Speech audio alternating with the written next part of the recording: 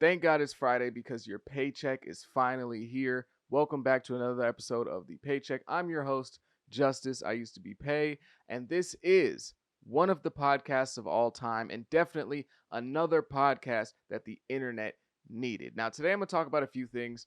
I am going to address the situation with my account being deactivated for a few days over this past weekend. If you noticed, if you didn't, whatever. But I'm going to start this podcast episode off by talking about Drake. I'm going to be talking about the boy, as he likes to call himself at the age of 40.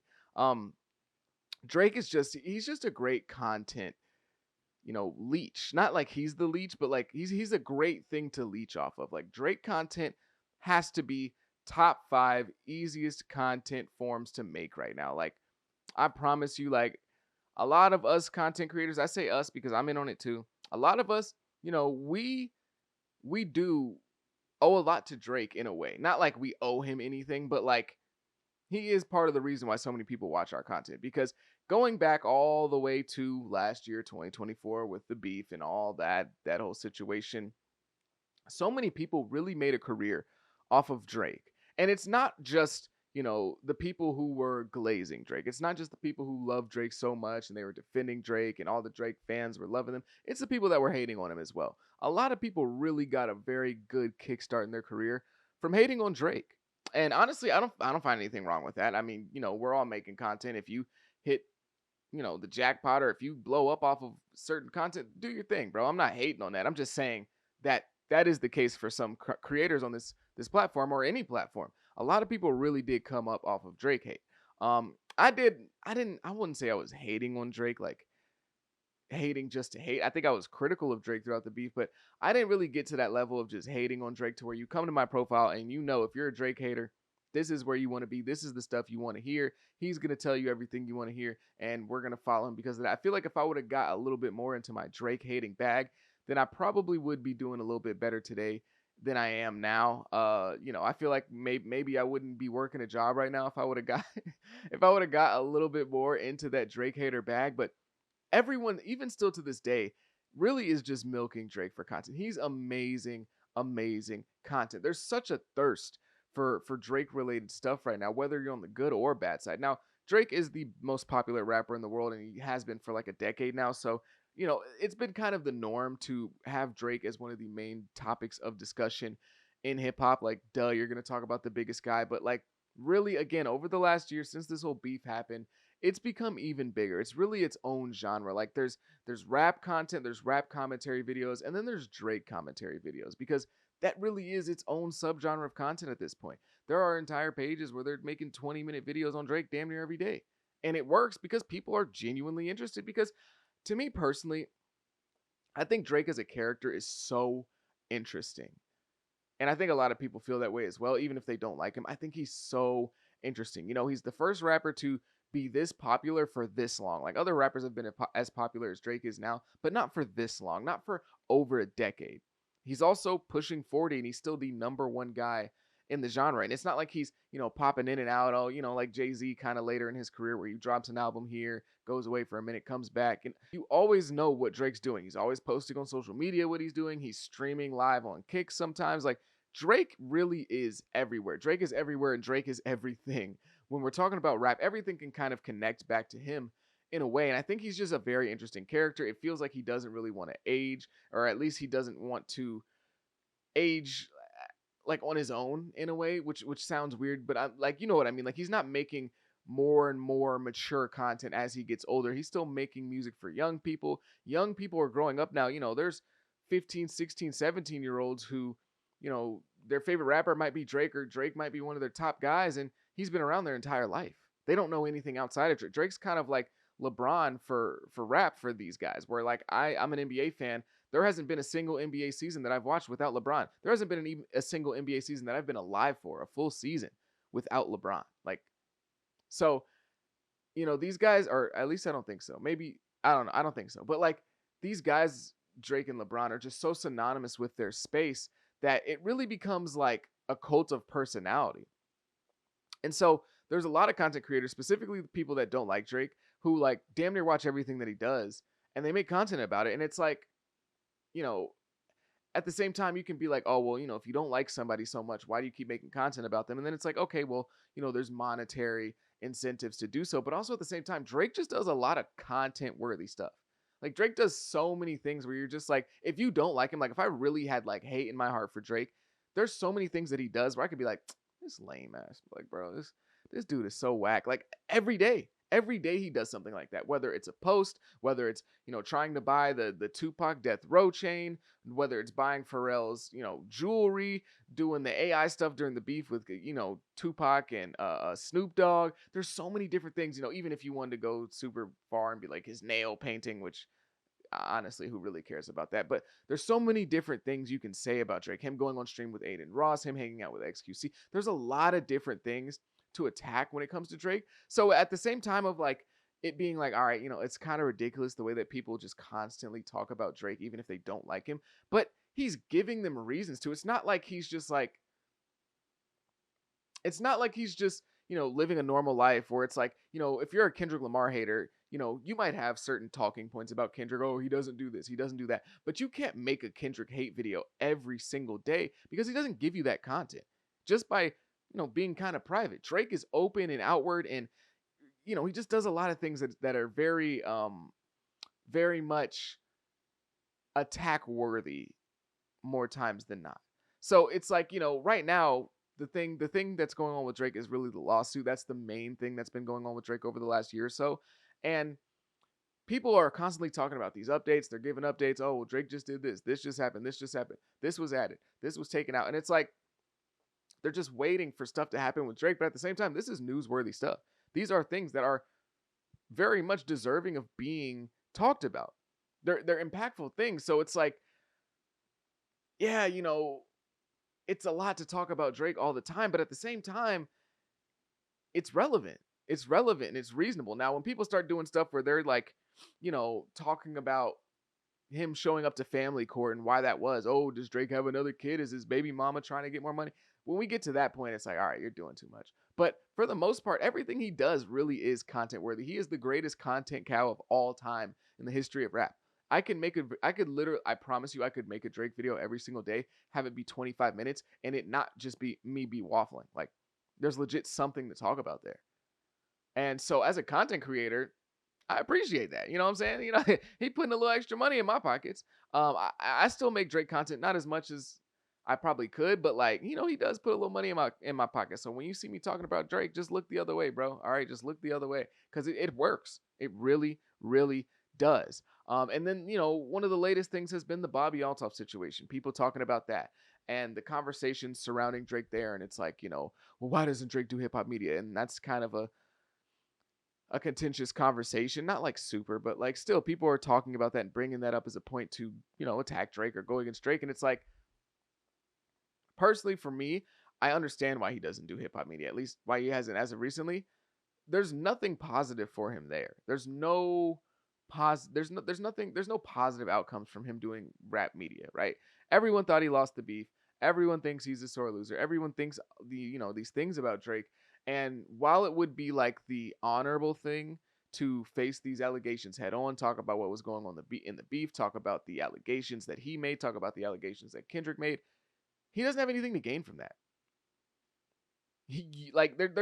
There's a level of respect that people want Drake to try to attain that he's just never gonna have. And I'm not saying this as an excuse or to try to like protect Drake, but it's like he's never gonna get that level of acceptance, that level of respect from the rap community. At least not at this point. It's too far at this point. So why would he go to a space where it's just gonna be a negative outcome? Nobody in 2025 really does tough interviews. I'm sorry. I don't care who your favorite artist, your favorite content creator, nobody sits down and really does a tough interview. And the main reason is just because there's no point in doing that. Why would I go and get grilled by some random person doing, the interviews? Not saying that every interview is a random person, but you get what I mean. Why would I go and get grilled on this platform with a whole bunch of people waiting to see essentially my demise because they're interviewing me about some controversy that I'm involved in that I'm, probably at fault in? Why would I go sit there with that person who's going to grill me and make me look bad when I can just go to another podcast or another platform that's probably going to be just as big and they're going to love me and give me easy questions? What sense would that make? Again, we're not talking about the morality of it. We're not talking about the respectability of it. We're talking about reality. We're talking about these guys trying to make sure that their bottom line, their profit, their money doesn't change drastically enough to ruin whatever lifestyle they're currently living. So if I know that Drake, if Drake goes and tries to sit down on the Joe Budden podcast, he's gonna get grilled the entire time. He's gonna get grilled. So for him personally, why would I go do a hip hop podcast when I can just go do Bobby Altoff? And if you've seen the reactions to the Bobby Altoff stuff, you really will understand why he did it. And I'm not talking about the hip hop reactions, because the hip hop reactions, of course, are people upset. They're like, oh my God, this dude's lame. He's corny. Why is he doing this little white girls podcast? He stays running away from hip hop platforms, all this stuff, right? That's the reaction within hip hop. But when you look at like the grand scheme of reactions, like that's like a portion of the reactions to that podcast. This is some of the best PR that Drake has had in years. In years, this podcast alone, him being silly and goofy and drinking with Bobby Altoff, because I watched the whole podcast. I did, because I really wanted to understand, okay, why is Drake doing this? Because people, like to say different things about different situations. I never really got the Bobby Altoff thing, especially the first time, but watching the full podcast, I was like, oh, this makes perfect sense as to why Drake would do this. For one, it's a fun interview. It's lighthearted. Everyone likes to do lighthearted content. But for two, he's not going to be asked about anything hip hop related because she doesn't know and she doesn't care, and neither does her audience. But for three as well, he gets to show off his personality, like his real, kind of authentic self, to a lot of people who don't know anything about Drake. They don't have any preconceived notions. They just know he's the rap guy. He lost the rap battle. 69 guy, A minor. That's probably what they know. Maybe that might even be a stretch. Of course, they know like, One Dance. They know God's Plan. They know his biggest songs, but they're not that tuned in. And so when he does this podcast, the reactions are, oh my God, Drake's just like me. When he says he wants an ogre, or he wants a goth girl with O cups, he's just like me. Ha ha ha. He's so relatable.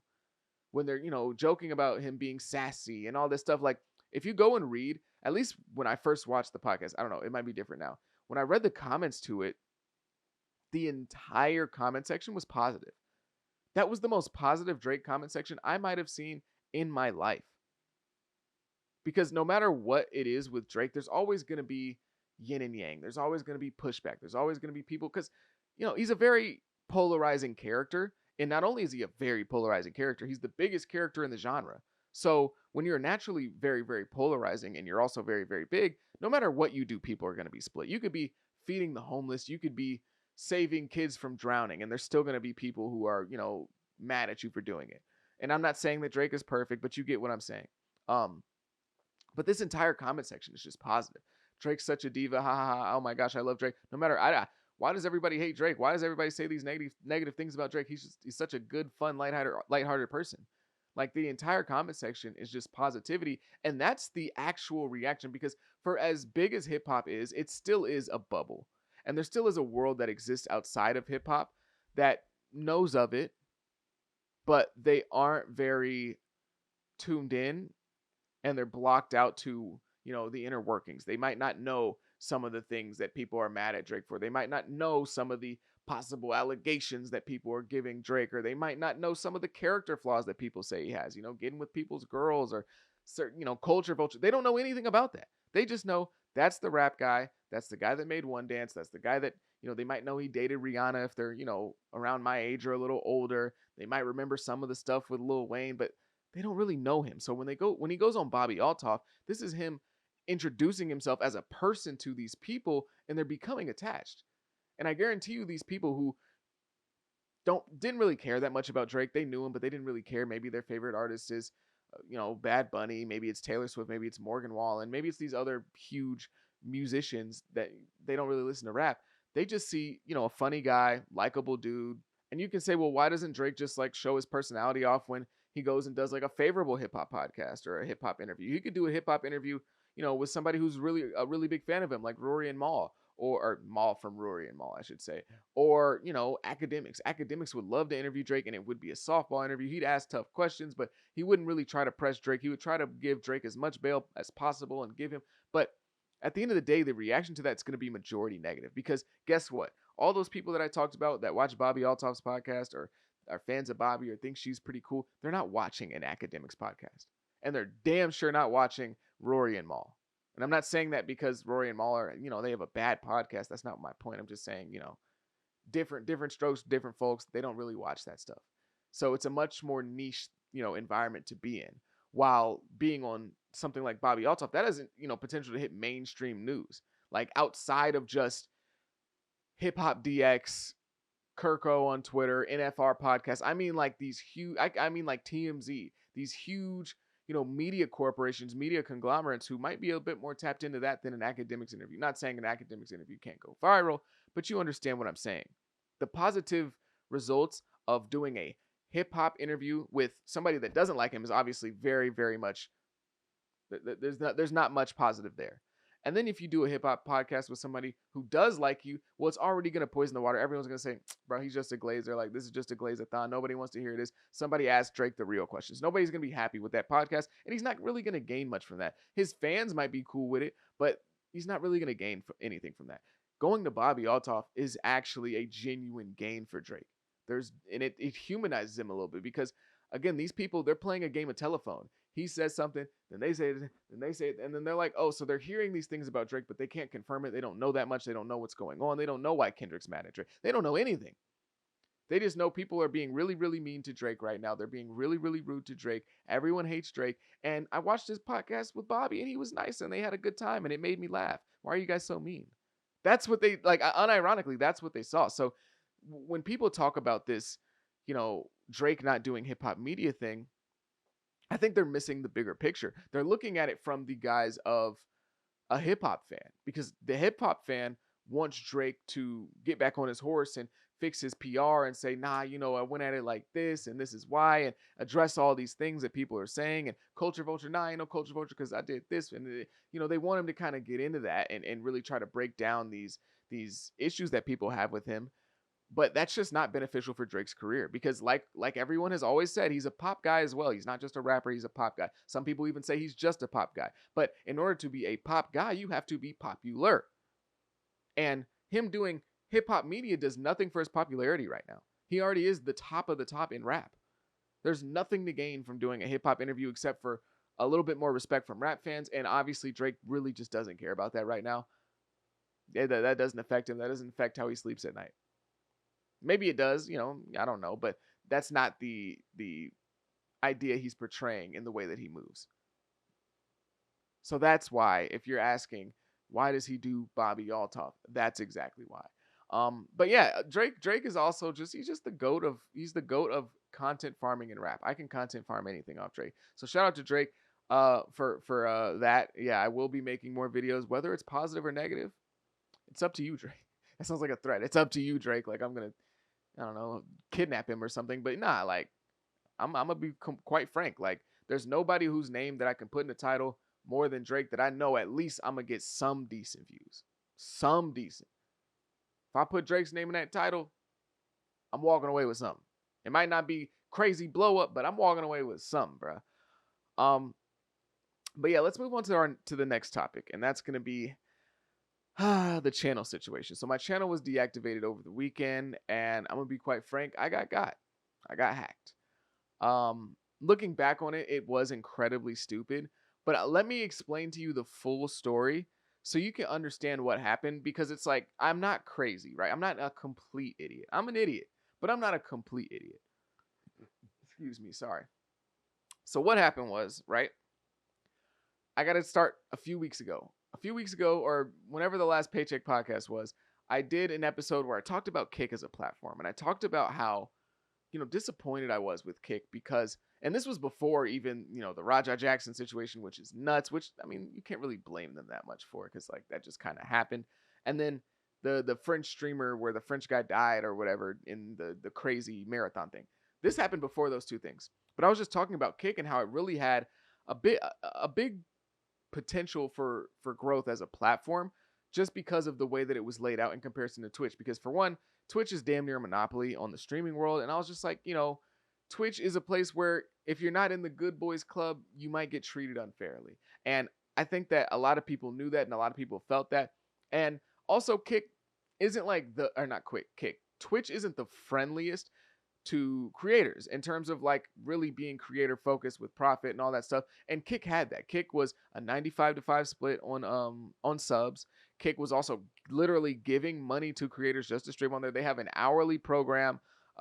There's a lot of great things that Kick had to offer. There's also no ads there. So I was, even from like a perspective of a viewer, you only have to sub if you really want to. Twitch is going to throw you 25 ads during a stream. If you watch for 20 minutes, you're going to get 7 ads. So, I was just giving Kick a lot of props in the sense of like they have potential if they really knew what they were doing with it. But the way that they marketed themselves in the wild, wild west, come over here and do anything, you're going to like, that really led them astray because it attracted the worst people on the internet. And while it attracted the worst people on the internet, it also was very early in development. So their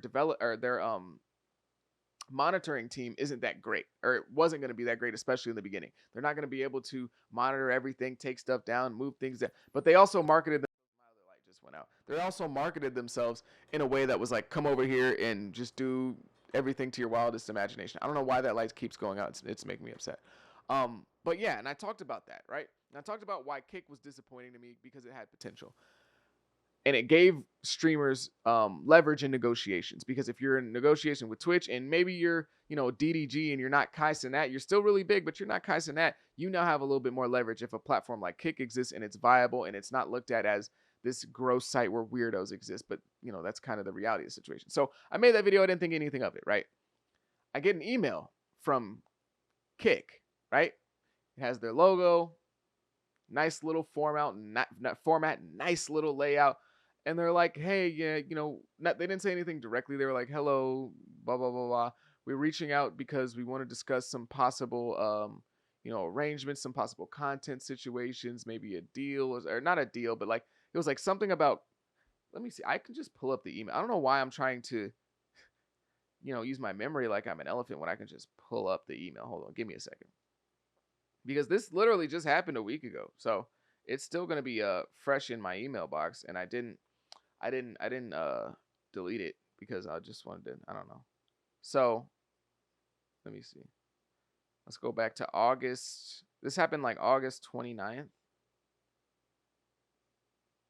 me see. Oh, I did get a lot. Okay.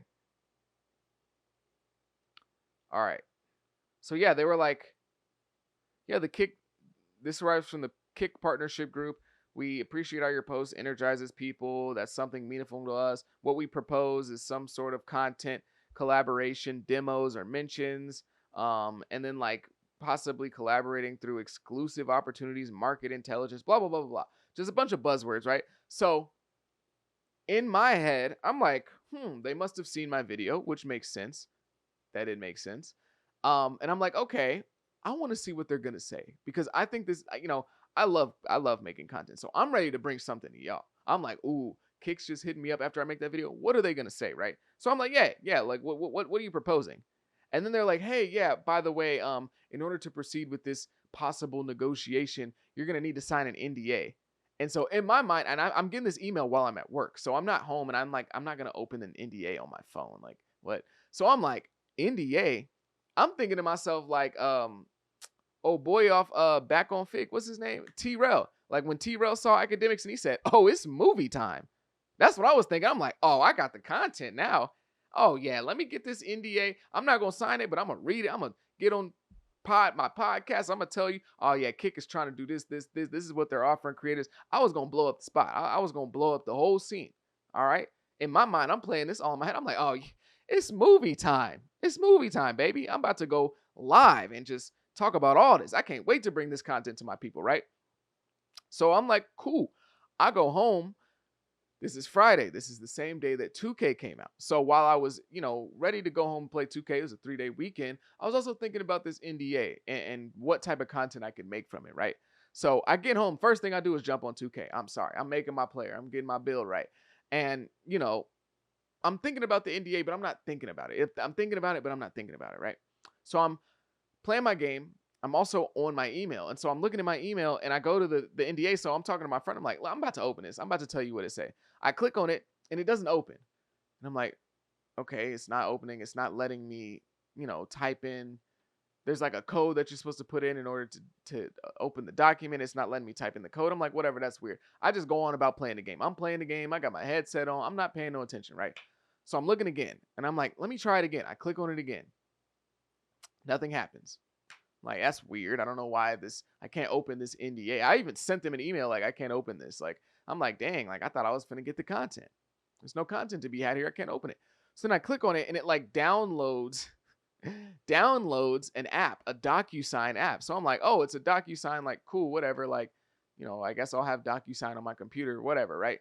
And so it's a little like pop-up thing, and again, I still cannot open this link. And I'm like, what is going on? I can't type in the code. I can't open the link. I'm like, bro, what's going on? So I go on my phone and make an account on DocuSign. And then I'm like, I'm playing the game while doing all this. This is happening over like a 4 or 5 hour period. So it's not like I'm trying to sign in. I'm trying to figure out what's going on. I'm clicking it and I'm going back to playing the game. I'm playing the game. I'm playing the game. I make the DocuSign. Oh, I put the phone down. I'm running threes. And I pick the phone back up and I'm playing the game. And I'm on my phone and I make the account, and then I'm playing the game and I try and sign in on here. And so I'm not like actively doing the thing. I'm not actively clicking the link, right? So I'm playing the game and I just gave up. Eventually I just give up on it. I'm like, all right, I guess I'm just not gonna be able to open this thing. Like, it is what it is, right? So I just continue to play the game that night. My girl comes over, we're hanging out, having a good time. I get off the game because I've been on the game all day. So I got off work at like 2. I was on the game till like midnight. So I'm like, all right, let me, let's chill, let's hang out, give her some attention. I've been on the game all day. And I go to turn on YouTube on my TV, and I notice I'm signed out. And I'm like, what? I didn't sign out of YouTube. What's going on? So I do the little scan thing, QR code, and I go to sign in on my phone, and I notice that my account isn't there. Not my I used to be paid, not this YouTube account. The account that I've been watching YouTube on since I was like 7, bruh. Like, and I'm like, well, that's weird. Okay. And so I go and I'm like, well, what's going on? Where's my YouTube channel? So I go back onto my computer, and mind you, the email that was sent to me from Kick, it says info@kick.com. So it's not like it was just a bogus email address. It says info@kick.com. They sent it to my content email. So not the one that I have as my personal. The one that I have as my personal is the email that I use for my YouTube, that I use for like a lot of my personal stuff that I've had for years. So it's on that account. And so I'm on my content account on email on my laptop or on my PC. And so I'm like, okay, well, what's going on? So I go and I try to click on my personal account and it's locked. So I'm like, okay, that's weird. And as I'm going to type in my password, I get a text from my mom, and she's telling me, or she's sending me screenshots of like these security alerts because she's the backup to my email, my personal email. I made it when I was like 10. We made it together when I was like 10. So she's sending me the screenshots like, is this you? And I'm like, no, mind you, it's like 12:30 at night. So she's halfway in and out of sleep, falling asleep. I'm calling her, I'm blowing her phone up. And, I'm like, oh, what's going on? So I try to sign in, password not working, try to do a recovery code. And it's talking about you need some USB key. And I'm like, oh, yeah, they got me. I try to do a recovery code with the phone number. It's phone numbers I've never seen in my life. Now, I don't see the full phone number, but it's like the final 2 digits or whatever, and neither of them are mine. Excuse me. So I'm freaking out, bro. I'm freaking out. The only thing I'm thinking in my mind is there's no way they just got my account. Because as soon as I realized my personal email was gone, I sprinted straight to my YouTube and seeing I was logged out. My YouTube studio on my phone, I was logged out. Tried to pull it up on the computer, I was logged out. I was so sick, bro. And it was all because I'm looking at this thing and I'm not really paying attention. I'm not doing my due diligence, which is something that I pride myself on. If you know me in real life, you know that like when I'm really like into something, I get very like Poindexter about it. I'm very particular. I'm very like, I'm on it, right? But I'm playing the game. I'm not thinking it. I'm just like, I'm gonna just pull up this NDA, read it, maybe have a laugh in the PlayStation party. Make the content later. I got. It's as simple as that. Whatever I downloaded onto my PC, they were able to access my email from that, and it was GG's, bruh. And I was sick. It was like midnight. It might have been 1 a.m. I was sick. And all I was thinking to myself was, I've spent 3 years building this account. I have 42,000 subscribers. I have like 300 videos. I come home pretty much every day and do content. There's not a week that goes by where I'm not spending at least 5 or 6 out of those 7 days doing some form of content, even if it's just writing the script or thinking about what I'm going to do or recording it or editing. There's always something that I'm doing, and that's just gone. And for Gmail, there's not a lot of ways to recover your account. Once you lose that backup email, they change that backup email. Once they change that phone number, it's really wraps, bruh. Because you can't just call somebody and be like, "Hey, Google." No. So I'm pissed. I'm hot. Like, oh my gosh. And I'm thinking to myself, it's really all my fault because I'm playing the game. I'm not paying attention. I'm not doing my due diligence. I'm not researching the email. I'm not researching. I'm just clicking stuff. Just clicking stuff like an old head. And I get spam emails, spam texts all the time. And I'm like, bro, watch out. Like, shout out to Young Thug. But yeah, they got me. And so that next morning, I woke up and I honestly didn't know if I wanted to cry, punch a hole in the wall, like my name was Dylan. I didn't know what I wanted to do. And so I opened my YouTube app and I'm on my, like, cause I have like 5 emails. I'm on one of my other emails and the YouTube is stripped bare. There's nothing there. It's just a random For You page. So I search up my username and I see that I'm live. And it's not even the person that hacked my account, but it's like some crypto stream that they're streaming through my account. It has like 21,000 live viewers, which is way more than I'd ever have. I have 42,000 subscribers, so having 21,000 live viewers is crazy. I'm pretty sure it was like 90% bots. But yeah, I got my account stolen and I didn't know what to do. I reached out to Team YouTube on Twitter. Shout out to Team YouTube on Twitter. They were able to get my YouTube and my personal Gmail back, which is crazy. And honestly, like, for as cool as that is for me, I also still feel bad for like regular people, because if you're a regular person, I don't think you can get your Gmail back in that way. Like, not to say that I'm not a regular person, but if you're not a YouTuber, because the only reason I got my Gmail back is because I got my YouTube back, because they did both of those things. So I was like, if I'm a person that doesn't make content and somebody steals my Gmail, how do I get that back? And it's really crazy because they hacked my personal email, but the email was sent to my content email. So they weren't even the same email. They hacked the email that I've had since I was a little boy. I have everything on that email. So honestly, the first things I did the next morning was I immediately changed my email to anything that had access to money. My bank account, my DraftKings account, my PayPal, all that stuff was Cash App. Immediately changed the email there. My credit cards, I was like, bro, I might have lost this battle, but I'm not going to lose this war. You're not about to start pulling money from me and putting me in all types of crazy debt. I can't do that. So I was just doing that pretty much the entire next day. And I was so deflated, but I was defeated. I ain't gonna lie.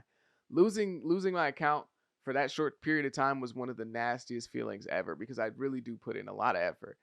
Whether people watch the videos or they don't, it doesn't matter. At the end of the day, I'm putting in a lot of effort. The video can do 20 views, but if I'm going home and working on that every single day, I can at least be proud of the work I tried to do.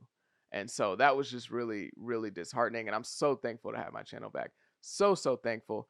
But yeah, I guess I'm just going to have to not try to be paying attention to business stuff while entertaining myself by playing 2K. I'm not going to blame 2K for that. It's all on me. But yeah, that's pretty much the story. And as soon as that stream went up, I tweeted at Team YouTube. They took the account down, and that was it. It was down for about 2 to 3 days.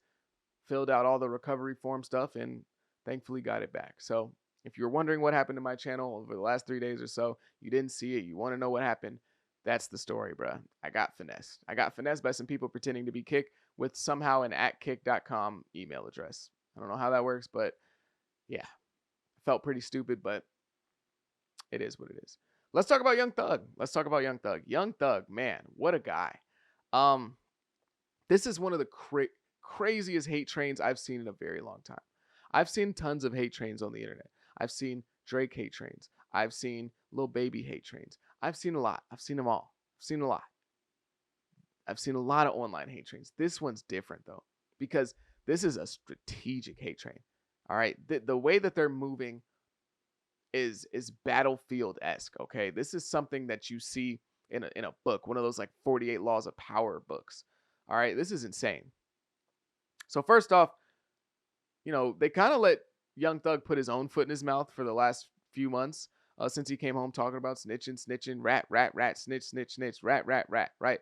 That's all he's been talking about. No music, no music, no album talk. All right, no charting album talk, no charting singles talk, no charting features talk. It's just been rat talk, snitch talk, streets talk on Twitter, right? On Twitter, he done burnt the skin off his thumbs the way he be tweeting.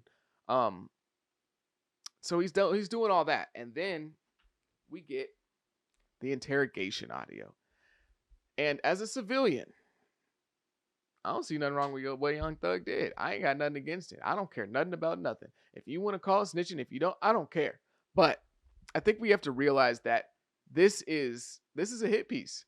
Whoever's behind this is crazy. It might, I don't know if it's gonna, I don't know who it is. It might be the DA's office. I don't know. But they have successfully single-handedly destroyed all of Thug's credibility. And it's not just that interrogation video, right? It's the jail calls. The jail calls really are the nail in the coffin, because he's in jail and he's discussing all these things. He's talking about all these people. He's talking about QCP. He's talking about Gunna. He's talking about Lil Durk. He's talking about Glorilla. Who knows who he hasn't talked about, right? He probably said something about me on there. Like, he's talked about everyone. And it just makes Thug's character look bad alongside the allegations that have just now been put on his name. So you have the combination of these allegations of Thug is this, Thug is that. He's not who he says he is. He's not a solid dude. He's not. And now we're getting these clips that are evidence of that, right? And he it's clear that he's trying to, put Lil Baby against QCP, talking about all P sold the label. P sold the label for 300 million, 375 million. What cut did he give Lil Baby? He ain't give Wham nothing. He loves Wham. Wham is his favorite person on earth, by the way. But I will say this. I think that's because of this hate train, some people are being a bit delusional. Now, is Young Thug a chatty Cathy, whatever the term is? Yes, absolutely. Right? He loves to gossip. He loves to be on that phone running his mouth. Right? But I think some people are really dragging it and acting like they've never said anything about anybody. Like, okay, we can talk about Thug. Is he wrong for talking about these people? Yes, but let's not act like in your own conversations by yourself with your friends or with your family, you don't talk about people, bruh. Stop it. We all do it. I'm not gonna hear y'all. I'm solid, bro. I ain't never said. Stop it, bro. Stop. Even if it's not even that deep, you might have said something. Like, personally, listening to that Lil Durk clip, I don't think what he said was really that crazy. Like, when he was talking about Lil Durk, how, Durk, he helped Durk out when he was in a bad spot in his career. And, Durk is always talking about Thug online, how much he loves him, shouting him out, free Thug, free Thug, free Thug, all that stuff. And then when Thug sends him a verse, it's taking him a little bit of a minute to get back to him. And also, he's not clearing verses for Thug's album. So him being like, what's up with Durk? I don't think that's that crazy. What's up with Buddy? Why he acting like that? Me personally, I don't think it's that crazy to talk to, your manager and be like, why is he acting like that?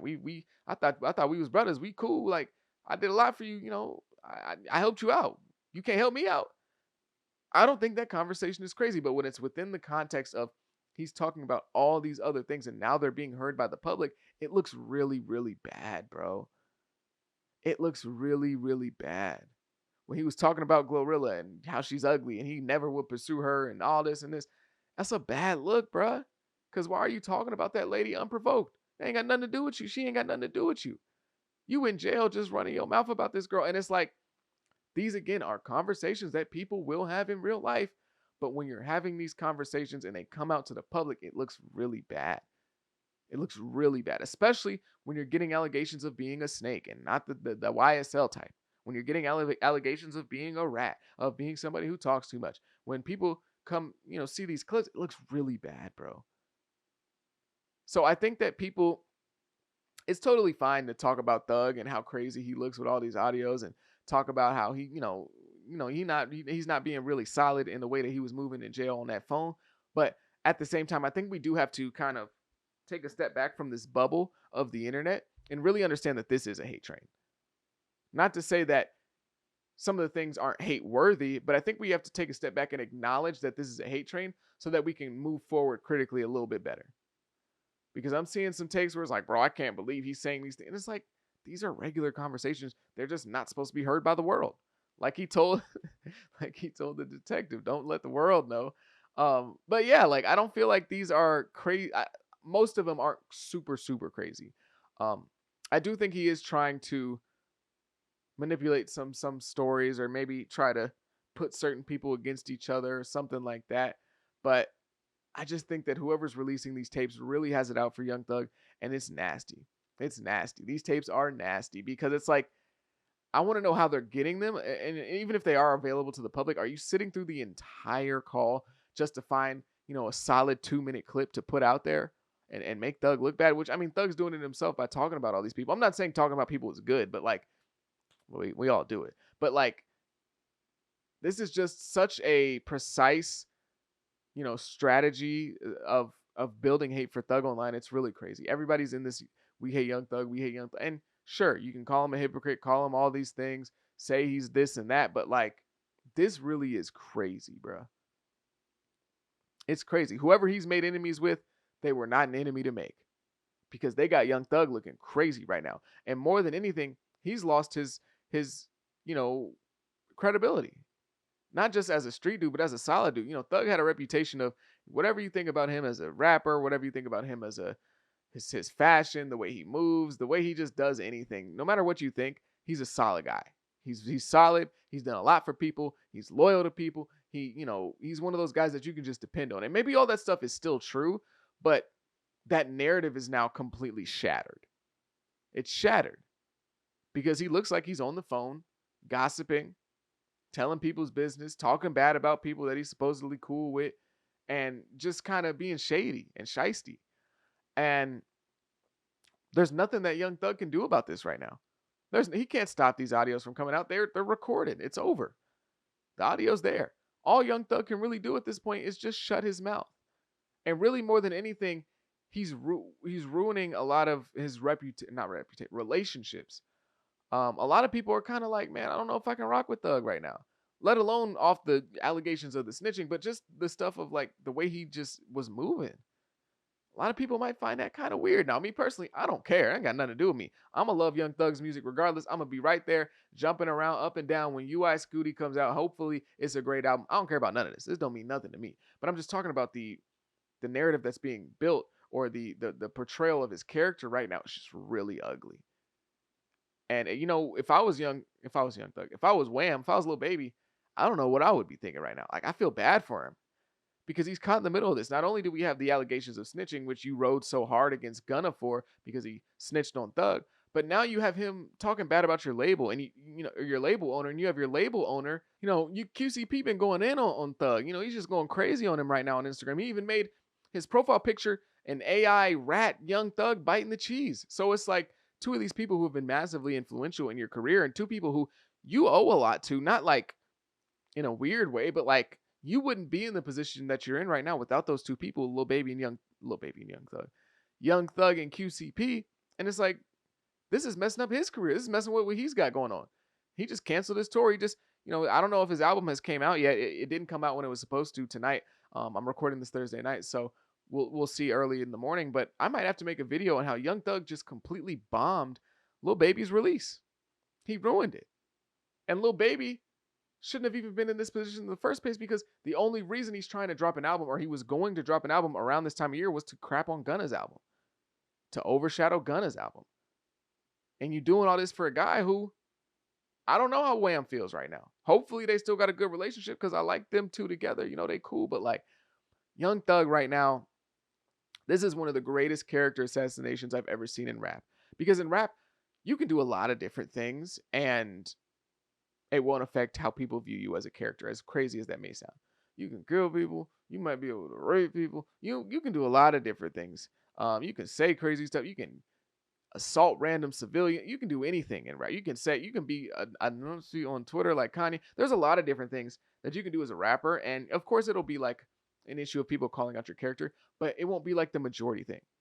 Chris Brown is still one of the most beloved people in the hip hop R&B space, and mostly by women as well. And those are the people that, if anybody had any sort of gripes against Chris Brown, it would probably be them. And he's still beloved by them. So there's a lot of different things that you can do as an artist and as a musician in order to get people talking, but it still won't change the way that a lot of people view you. But for Young Thug, this was a perfect attack. Boom, hit him with the same allegations he's been riding so hard for the last 6 months. Now we start bringing out the clips, rolling out the clips, because they already have 2 hours of him talking to the police. Now we got even more. Oh, so Thug's he's just always talking. Who knows who he's talking about? If people are waiting on a Future clip, if he says something about Future, it might be over for Young Thug. He might just need to go ahead and retire. If he got something on there where he's talking bad about Future, oh my God. Like, it was weird enough that he was talking about Kendrick and how Kendrick don't put nobody on and he needs to put somebody like Moneybagg Yo in a song, which is nuts. But like, this level of character assassination is truly generational. But I'm going to move on to some ancillary things to end the podcast, just things I want to get off my chest. For one, I think 2K26 is a good game. I was originally going to make a video talking about it, not like a full YouTube video, but part of the podcast. But I think it's a good game. It's fun. It's exciting. The dribbling is nice. The shooting is solid. It's I'm a little iffy sometimes, but I just hate shooting with the rhythm. I like Square, and Square's kind of dead this year. But overall, I think it's a solid game. I think it's a fun game. The defense is really my main issue, and it's just the sliding. A lot of people are complaining about contests, which is real, but I feel like it's like you slide so much on defense, like on offense too. But obviously, it's much more beneficial to slide on offense when you can slide across the court with the behind the back, rather than than sliding on defense when you're trying to recover on a dude who's sliding side to side and you're sliding too, and you close out and you slide by him and he goes. There's a lot of sliding on the game, and I don't really like that. I also think that steals could be a bit better, but overall, I think this is a super fun 2K. It's the best 2K I've played in a very long time. Overall, I give it like an 8 right now. I like it a lot. I'm having fun. I'm not bored yet. And also, we're still very early into the cycle, so there's a lot of things that are going on here. They're rewarding us with, cap breakers and all types of stuff. There's a lot of really good stuff going on here. So right now at the moment, 2K gets a W for me. For 26, it's a W. It's not a perfect game, not an amazing game, but I think that they really kind of did actually try to give people something that they wanted, especially because GTA 6 is on the way, buddy. And no matter what video game you have, when GTA 6 comes, wrap it up. Wrap it up. It doesn't matter what game you got. Wrap it up. Like Young Thug said, man, watch out. When GTA 6 comes out, it's over. So for the next like 3 years. So whatever 2K was thinking about when they sat down and made this game, they probably went a little bit harder just because they know that this is the last one before GTA 6, and they got to go out with a bang before GTA 6, puts them down like Old Yeller. Another thing that I want to talk about, I started jiu-jitsu about a month ago. My body hurts. My body hurts. I've done other combat sports before. I did Muay Thai for about a year and a half. That was super fun. But the gym I went to, they just got kind of greedy with the Muay Thai program. Greedy, like this type of greedy. And I was just done. I was sick of it. I was annoyed. So I went away for like a year. Not like a year. It was like 9 months. I went away from the gym completely. Not just working out, but like combat sports. Because I go to an MMA gym.